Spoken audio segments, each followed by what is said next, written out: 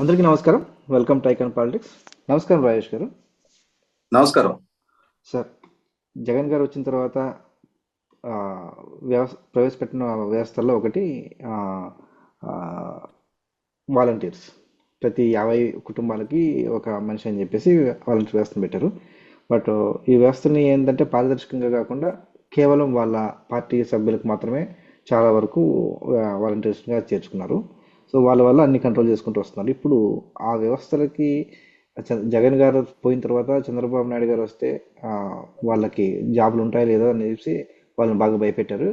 ఇప్పుడు చంద్రబాబు నాయుడు గారు వాళ్ళని అలాగే ఉంచడం, వాళ్ళు అలాగే ఉంచుతామన్నారు. ప్లస్ జీతం కూడా పెంచుతామన్నారు. దీన్ని ఎలా చూడాలంటారు? అంటే దీన్ని వాళ్ళు ప్లస్ కొంతమంది వాళ్ళు మద్దతు కూడా ప్రకటించినట్టున్నారు. దీనికంటే ముందే టీడీపీకి మద్దతు కూడా ప్రకటించినట్టున్నారు. ఎలా చూడాలంటారు దీన్ని? మీ విశ్లేషణ చెప్పండి సార్. ఒకటి వాస్తవ పరిస్థితి ఏంటి అంటే జగన్మోహన్ రెడ్డి గారి చేత యూజ్ అండ్ త్రోకి గురైన ప్రధాన వర్గం వాలంటీర్స్. ఎందుకంటున్నానంటే ఆ మాట నేను రాష్ట్రంలో ప్రధానమైన యువశక్తిని ఆయన గత 5 సంవత్సరాల కాలంలో వాళ్ళ పార్టీకి ఒక కట్టుబానిసలుగా పనిచేయించుకొని మనకి వెనకటి రోజుల్లో మైనింగ్ లో వీటిలో వెట్టి కార్మికులను ఉండేవాళ్ళు.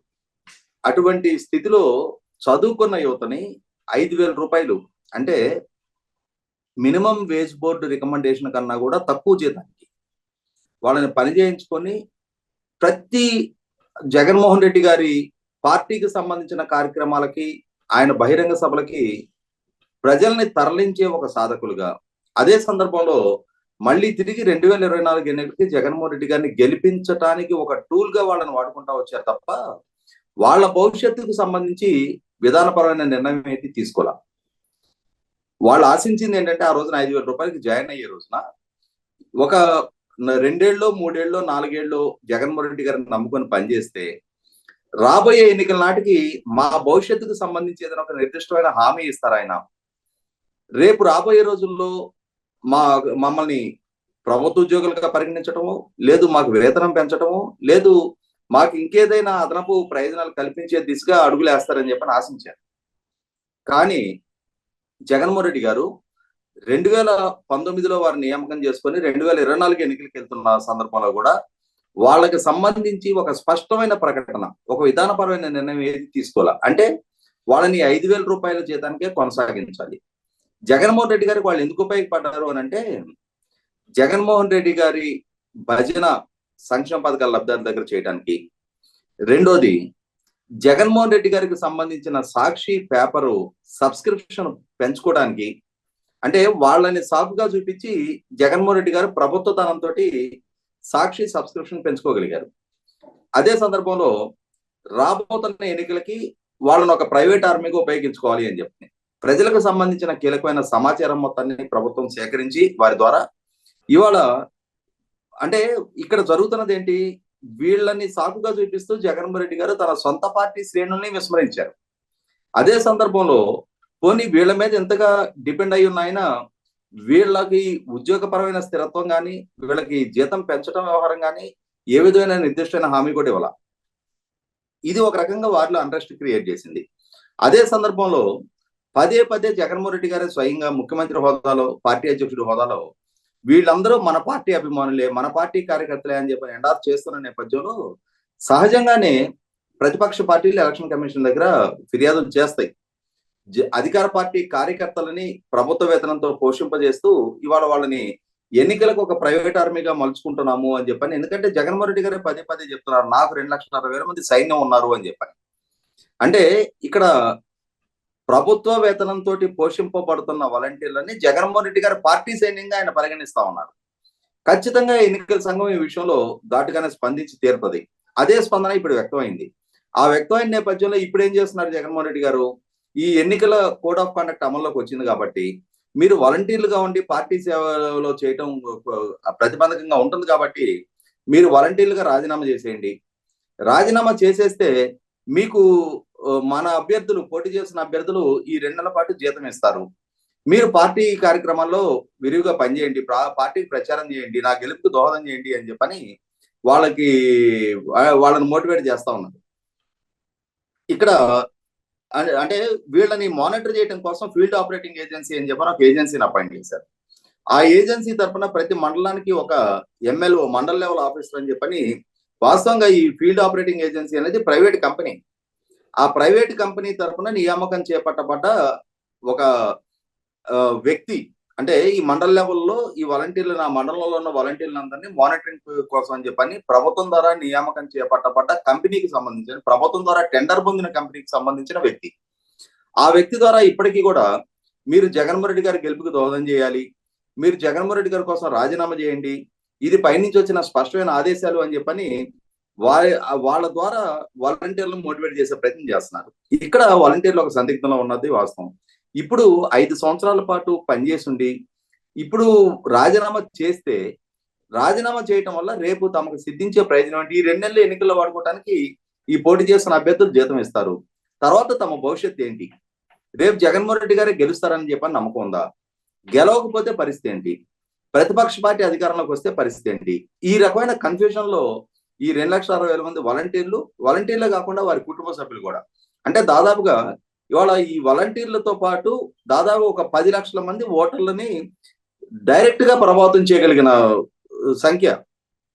అంటే ఒక్కొక్క కుటుంబంలో కనీసం 3-4 ఓట్లు ఉంటాయి అనుకుంటే, వీళ్ళ ద్వారా మిగిలిన వాళ్ళు పనిచేస్తున్న 50 కుటుంబాలకు సంబంధించి ఎంత స్థాయిలో ప్రభావితం చేయగలుగుతారో తర్వాత సంగతి. కానీ ప్రస్తుతం అయితే ఇమ్మీడియట్ గా ఇవాళ ఒక 10 లక్షల ఓట్లని డైరెక్ట్ గా ఇంపాక్ట్ చేయగలిగిన సంఖ్య 2,60,000 మంది వాలంటీర్లు. అంటే ఇటువంటి పరిస్థితుల్లో ఈ వాలంటీర్లు ఒక రకమైన అభద్రతా భావంతో ఉన్నారు. ఇదే సందర్భంలో చాలా మంది రాజీనామా చేయమని చెప్పని వస్తున్న ఆదేశాన్ని పాటించడానికి సిద్ధంగా లేరు. ఇప్పటికీ పార్టీ కార్యకర్తలుగా పనిచేయాలి అని చెప్పనే రాజకీయపరమైన ఎఫిలియేషన్ తోటి, అభిమానంతో కొద్దిమంది రాజీనామా చేశారు. మొత్తం కలుపుకున్నా కూడా <5% మాత్రమే రాజీనామా చేయడం జరిగింది. ఎందుకంటే ఇప్పుడు ఒకసారి రాజీనామా అంటూ చేసేస్తే సాంకేతికంగా వాళ్ళు ఏ స్థాయిలో కూడా ప్రభుత్వంతో అటాచ్డ్ గా ఉండరు. ప్రభుత్వంతో అటాచ్డ్ గా ఉండనప్పుడు రేపు కొత్త ప్రభుత్వం వచ్చినా, లేదు జగన్మోహన్ రెడ్డి గారి ప్రభుత్వం మళ్ళీ తిరిగి కొనసాగినా కూడా ప్రభుత్వంతో సాంకేతికంగా అటాచ్డ్ గా లేని వాళ్ళని మళ్ళీ తిరిగి ఏ విధంగా కొనసాగిస్తారు? అంటే ఎన్నికల కోడ్ కోసం రాజీనామా చేయించి మళ్ళీ తిరిగి వాళ్ళని నియామకాలు చేస్తారా? అంటే ఇక్కడ జగన్మోహన్ రెడ్డి గారే మళ్ళీ తిరిగి అధికారంలోకి వస్తారు అని చెప్పని రాసి పెట్టుందా? రేపు ఎన్నికల్లో ప్రజా తీర్పు జగన్మోహన్ రెడ్డి గారికి అనుకూలంగా ఉండొచ్చు, ప్రతికూలంగా ఉండొచ్చు. ప్రతికూలంగా ఉన్నప్పుడు వీళ్ళ పరిస్థితి ఏంటి? ఇటువంటి సందిగ్ధ అవస్థలో ఉన్న వాలంటీర్లకి ప్రతిపక్ష పార్టీగా పదే పదే చెప్తున్నది ఏంటి అంటే, ఇక్కడ వాలంటీర్లని చంద్రబాబు నాయుడు గారి నాయకత్వంలో కనుక ప్రభుత్వం అధికారంలోకి వస్తే మీ వ్యవస్థని రద్దు చేస్తారు, మీకు మీ భవిష్యత్తు అగమగోచరంగా మారుతుంది అని చెప్పని పదే పదే రెచ్చగొడతా ఉన్నారు.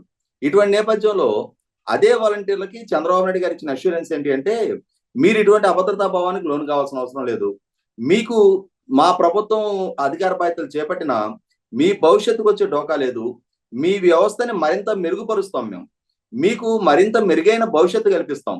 మీలో చాలా మంది చదువుకున్న వాళ్ళు, క్వాలిఫైడ్ పీపుల్ ఉన్నారు, మీకు కావాల్సిన నైపుణ్య శిక్షణ ద్వారా మరింత మెరుగైన ఉపాధి అవకాశాలు పొందే అవకాశం కల్పిస్తాం తప్ప మీ పొట్ట మీద మేము కొట్టము అని చెప్పని పదే పదే అష్యూర్ చేస్తున్నారు. అదే సందర్భంలో ఆయన మరి ఇంకొక మాట ఏం చెప్పారు అనంటే, మీరు పొలిటికల్ అఫిలియేషన్స్ కు దూరంగా ఉండాలి, మీరు వాళ్ళ ప్రభుత్వం నుంచి పే చేయబడతా ఉన్నారు, న్యూట్రల్ గా మీరు ఉంటేనే రేపు రోజున మేము కూడా పరిగణలోకి తీసుకుంటాం, అంతేగాని మీరు అధికార పార్టీ వాళ్ళ రాజకీయ అవసరాలు రీత్యా చెప్పిన సలహాలు విని మీరు రాజకీయపు ఎజెండాతో కనుక పనిచేసినప్పుడు ఖచ్చితంగా దాని మీద మేము కూడా కంప్లైంట్ చేయాల్సి ఉంటుంది. అదే సందర్భంలో మీరు ఇవాళ ఎన్నికల కమిషన్ ఇచ్చిన ఆదేశాలను ఉల్లంఘించి, ఎన్నికల సంఘం చాలా స్పష్టంగా చెప్పడం జరిగింది, వాలంటీర్లని ఎన్నికల విధుల నుంచి దూరంగా ఉంచాలి, వీళ్ళు ప్రభుత్వం చేత పే చేయబడుతున్నారు కాబట్టి వీళ్ళు రాజకీయపరమైన కార్యకలాపాల్లో పాల్గొన్న పక్షంలో వాళ్ళని విధుల నుంచి తొలగిస్తాము అని చెప్పని చాలా స్పష్టంగా చెప్తా ఉన్నారు. చాలా మందిని ఇప్పటికే విధుల నుంచి సస్పెండ్ చేయడం కూడా జరిగింది. ఇటువంటి నేపథ్యంలో వాలంటీర్లు ఎన్నికల సంఘ ఆదేశాలను కనుక ధిక్కరించిన పక్షంలో రేపు రోజున క్రిమినల్ కేసులు కూడా ఎదుర్కోవడానికి ఆస్కారం ఉంటుంది. అటువంటి నేపథ్యంలో రేపు భవిష్యత్తులో ఒకవేళ తెలుగుదేశం ప్రభుత్వం అధికారంలోకి వచ్చిన వీళ్ళకి ఏదైనా సహాయ సహకారాలు అందించాలి అన్నా, భవిష్యత్తులో మెరుగైన ఉపాధి అవకాశాలు కల్పించాలి అన్నా, వీళ్ళ మీద క్రిమినల్ కేసులు కనుక నమోదయ్యి ఉంటే ఆ రోజు సాంకేతికంగా అది అభ్యంతరకరంగా మారే ఆస్కారం ఉంది. కాబట్టి మీరు 100% రాజకీయపరమైన అఫిలియేషన్స్ ను వదులుకొని తీరాలి, మీరు న్యూట్రల్ గా ఉంటే ఖచ్చితంగా రేపు రోజున మిమ్మల్ని పరిగణలోకి తీసుకుంటాం, మీకు ఇప్పుడు ఇస్తున్న 5,000 రూపాయల వేతనానికి బదులు మేము 10,000 ఇవ్వడానికైనా సిద్ధంగా ఉన్నాము, మీకు మరింత మెరుగైన భవిష్యత్తు కల్పించడానికి కూడా సిద్ధంగా ఉన్నామని చెప్పని చంద్రబాబు నాయుడు గారు చాలా కీలకంగా నిన్న ఉగాది సంబరాల సందర్భంగా ప్రకటన చేయడం జరిగింది.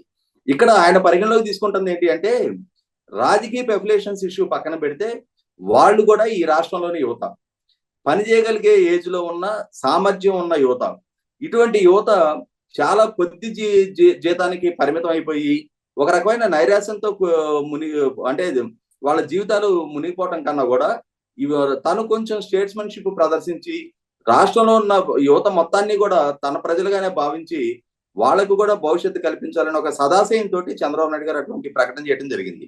దీన్ని అందిపుచ్చుకోవడానికి వాళ్ళు చాలా మంది వాలంటీర్లు సిద్ధంగానే ఉన్నారు. కాబట్టి రాజీనామా చేయమని చెప్పని అధికార పార్టీ వైపు నుంచి వస్తున్న ఆదేశాలని మెజారిటీ వాలంటీర్లు పాటించట్లా. అంటే ఏ వ్యవస్థ మీద అయితే జగన్మోహన్ రెడ్డి గారు తన పార్టీ శ్రేణులు, తన స్థానిక నాయకత్వం కన్నా కూడా ఎక్కువగా రిలే అయ్యారు, ఇవాళ ఆ వ్యవస్థే జగన్మోహన్ రెడ్డి గారి ఆదేశాలను ధిక్కరిస్తున్న తీరు చూస్తున్నాం మనం. అంటే జగన్మోహన్ రెడ్డి గారు గత 5 సంవత్సరాలుగా ఎవరినైతే తన బలము బలంగా చెప్పుకుంటూ వచ్చారో ఇవాళ ఆ బలమే జగన్మోహన్ రెడ్డి గారి అత్యుత్సాహ ప్రదర్శన కారణంగా వాళ్ళ భవిష్యత్తు గురించి పరిగణలోకి తీసుకోకుండా, వాళ్ళ భవిష్యత్తుకు భద్రత కల్పించి ఏ విధాన నిర్ణయం తీసుకోకుండా ఎన్నికల్లో వాళ్ళ ఒక సైన్యులాగా వాడుకుంటే చాలు, నా అవసరం గడుపుకుంటే చాలు అని చెప్పని ఆయన వ్యవహార శైలిని ప్రతి వాలంటీర్ కూడా అర్థం చేసుకున్నారు. కాబట్టి చాలా కొద్ది మంది మాత్రమే అధికార పార్టీకి సహకరించడానికి సిద్ధంగా ఉన్నారు. మెజారిటీ ఇప్పటికీ ప్రస్తుతం ఉన్న పరిస్థితి ప్రకారం న్యూట్రల్ గానే ఉండటానికి సంసిద్ధులయ్యారు. దానికి తోడు నిన్న చంద్రబాబు నాయుడు గారి ప్రకటన నేపథ్యంలో ఖచ్చితంగా వాలంటీర్లలో కూడా పరివర్తన రావడం ఖాయం, జగన్మోహన్ రెడ్డి గారి నుంచి దూరం జరగడం ఖాయం. సార్ అంటే ఇప్పుడు వాలంటీర్లు ఎలాగో రాజకీయ అంటే ఎలక్షన్కి ఈ సమయంలో దూరంగా ఉండాలి కదా, ఎలక్షన్ ప్రాసెస్కి వీటికి. సో మరి వీళ్ళ ప్రభావం ఎంత ఉంటుంది అంటారు? అంటే ఒకటి వాస్తవ పరిస్థితి ఏంటి అంటే, నేను ఇందాక చెప్పినట్టుగానే వీళ్ళు ఎంతమందిని సహజంగా గత 5 సంవత్సరాల కాలంలో ఈ సంక్షేమ పథకాల పంపిణీ పేరిట ప్రతి కుటుంబంతో అటాచ్డ్ గా ఉన్నారు వీళ్ళు. తర్వాత ప్రభుత్వ సంక్షేమ పథకాలకు సంబంధించి ప్రభుత్వ సర్వే గురించి ప్రతి కుటుంబంతో ఒక రకమైన కనెక్టివిటీ వీళ్ళు ఏర్పాటు చేసుకున్నారు. అదే సందర్భంలో ఈ 50 ఇళ్లకు సంబంధించి ప్రతి కీలక సమాచారం వీళ్ళ దగ్గర ఉంది. ఇటువంటి సందర్భంలో అంటే ఆ ర్యాపో వల్ల ఎంతో కొంతమందిని వాళ్ళు ఇన్ఫ్లుయెన్స్ చేయగలుగుతారు అనేది అధికార పార్టీ ఆలోచన. అయితే ఇక్కడ ప్రజలకి ఆ విజ్ఞత ఉంది. ప్రజలు ఏ పార్టీ కోటేయాలి, ఎవరిని అభిమానించాలి, ఎవరిని ఎన్నుకోవాలి అనేది ఆ విఘ్నత ప్రదర్శించగలిగే పరిణతి ప్రజలకు ఉంది. ఒక వాలంటీర్ చెప్తేనో ఇంకొకరు చెప్తేనో ఇన్ఫ్లుయెన్స్ అయిపోయేంతటి స్థాయిలో ప్రజలు కూడా లేరు. కాకపోతే ఏంటంటే నేను ఇందాక చెప్పినట్టుగానే కనీసం వాలంటీర్లు వాళ్ళ కుటుంబ సభ్యులు కలుపుకున్న 10 లక్షలు అంటే 2019 ఎన్నికల్లో చంద్రబాబు నాయుడు గారికి జగన్మోహన్ రెడ్డి గారికి మధ్య వచ్చిన వ్యత్యాసం 32 లక్షల ఓట్లు. ఆ 32 లక్షల ఓట్లలో ఇవాళ ఒక్కో వర్గం ఇట్లా లెక్కేసుకొని వెళ్తే ఆయన ఇప్పటికే 1 కోటి మందిని పోగొట్టుకున్నాడు జగన్మోహన్ రెడ్డి గారు. అంటే 32 లక్షల వ్యత్యాసంతో అంతటి భారీ విజయం ఆయనకి దక్కితే ఆ వ్యత్యాసం దాన్ని మరింతగా బలపరుచుకోవాల్సిన స్థాయిలో ఆయన అంతటి అధికారం, అంతటి మెజారిటీ ఆయనకు దక్కితే దాన్ని సద్వినియోగపరచుకోకుండా ఇప్పటికే చాలా నష్టం చేసుకున్నారు ఆయన. ఈ మధ్యకాలంలో చూసాం 1,06,000 మంది అంగన్వాడీ సిబ్బంది, ఆశా వర్కర్లు, సర్వశిక్ష అభియాన్ సిబ్బంది, విఆర్ఏలు, తర్వాత కాంట్రాక్ట్ అవుట్సోర్సింగ్ ఉద్యోగులు, పంచాయతీరాజ్ ఇంజనీర్ సిబ్బంది, విద్యుత్ కాంట్రాక్ట్ సిబ్బంది, ఇట్లా కొన్ని లక్షల కుటుంబాలని ఇప్పటికే ఆయన దూరం చేసుకున్నారు. ఇటువంటి నేపథ్యంలో ఇవాళ వాలంటీర్లను కూడా దూరం చేసుకోవడానికి కనుక ఆయన సిద్ధపడితే ఆయన పోయి ఆయనే తవ్వుకున్నట్టు. చూద్దాం సార్ మరి ఏం చేస్తారో వాలంటీర్లు ఈ విషయం మీద చంద్రబాబు నాయుడు ఇచ్చిన ఆఫర్ని దృష్టిలో పెట్టుకునేసి కాస్త ఎలా వాళ్ళు ఎంత మాత్రం చేయగలుగుతారో ఎలక్షన్స్ ప్రభావితం చేయగలుగుతారో చూద్దామని. ధన్యవాదాలు సార్.